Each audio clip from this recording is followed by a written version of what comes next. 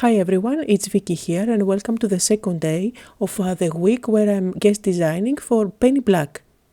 So let's get started. Today I'm using this stamp set which is by Penny Black and it's called Nature's Friends, and I'm going to create a scene there.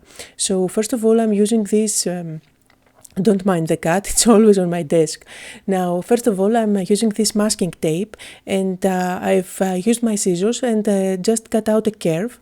I'll be using peacock feathers and my blending tool to create my scene. So I'm going to stick that piece of masking tape on top of my card base. I'm using white cardstock, and then I'll just cover up the whole top of my card. The winter card that I'm making for today is a standard card that's 4 1/4 by 5 1/2. And as I'm coloring my sky, just to let you know that I have listed all the supplies that I'm using just below the video on my YouTube channel, as well as on my blog, but all the supplies are also listed on the Penny Black blog, since I'm guest designing there today. Now my sky is ready. I like using peacock feathers since I get this vibrant outcome. And now that my sky is ready, I can move my masking tape and I'm putting it in different places to add just a bit of shading. This will actually create the illusion of having snowbanks on my card. Using the masking tape is a great way to create snowbanks without having to cut out white cardstock and stick it one on top of the other and actually make a more bulky card. So today is all about making a one layer card. As you can see, I'm moving my masking tape here and there and I'm just making sure that I'm changing the placement. Now that my background is ready, I can use my heat gun and just make sure that my ink is dry. I'm doing that because I'm going to stamp on top as well as do some heat embossing. So from the same stamp set, I'm using the tree that's available and I'm going to stamp it on top of my snowbanks using green ink.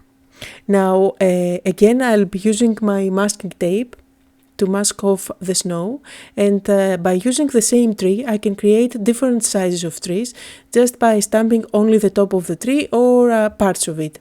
You can see that although I'm pressing hard, it doesn't stamp too well because I have that masking tape at the bottom. That doesn't really help, but I can always go ahead and stamp again.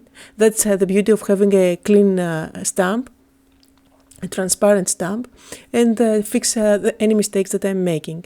Now I'm going to stamp almost the whole tree so I can create a bigger one. And finally I'm going to stamp one more tree at the edge of my panel.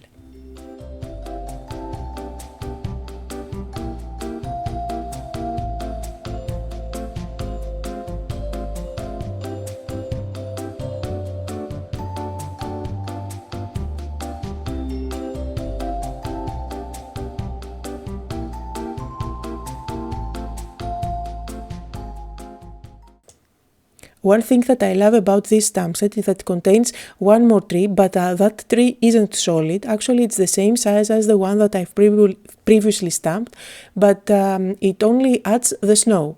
Instead of stamping with white ink, I'm using my Versamark ink and then I'll use my embossing powder. So this will give a raised effect without actually adding any bulk.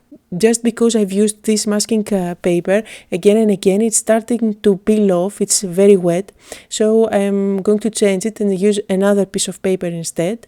And I can go ahead and stamp all over each and every one of the trees that are already there in my scene.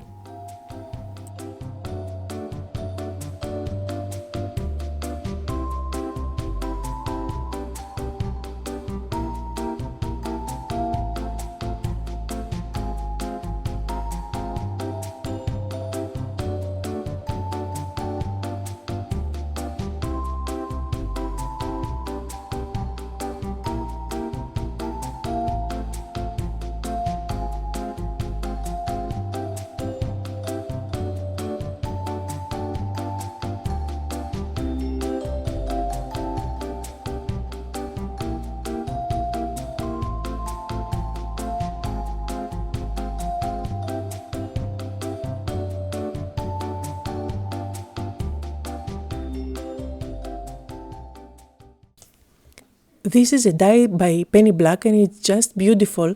It says "Let it snow" and I've used my white cardstock to cut it out. It's so delicate, so I have to be careful as I separate it from the rest of the paper.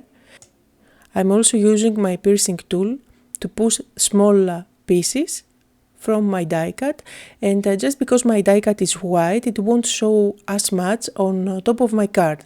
So instead of having the white on white effect, I decided to use embossing powder, and I'll go with silver.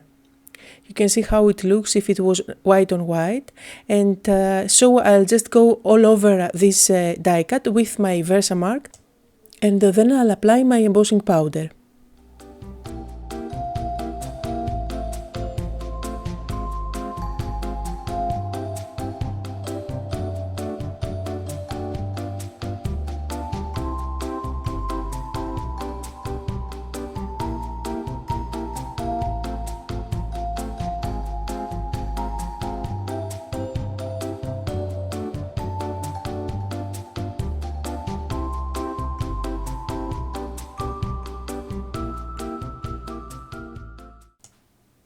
I'm using my glue pen at the back of my die just to add a few touches of glue here and there, and then I can stick it on top of my card. I make sure that I don't add a ton of glue at the back, since I don't want the glue to show once my die cut is on place.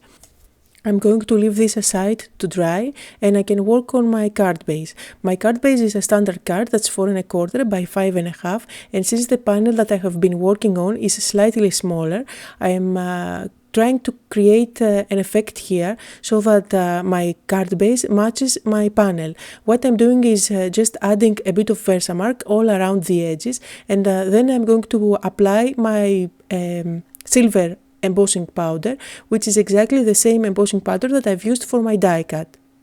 I'm going to heat set the edges, and once that's done, I'll have a nice silver and shiny border all around. And I can now go ahead and stick my panel on top of my card. I've actually used foam squares just to add a bit of dimension, but since this has started as a one-layer card, you can go ahead and just stick it directly on your card base. And that was the card for today. I hope you had fun and got inspired. Don't forget that I am sharing one video each day during this week, as I'm guest designing for Penny Black, so make sure to join me tomorrow. Thank you all for watching.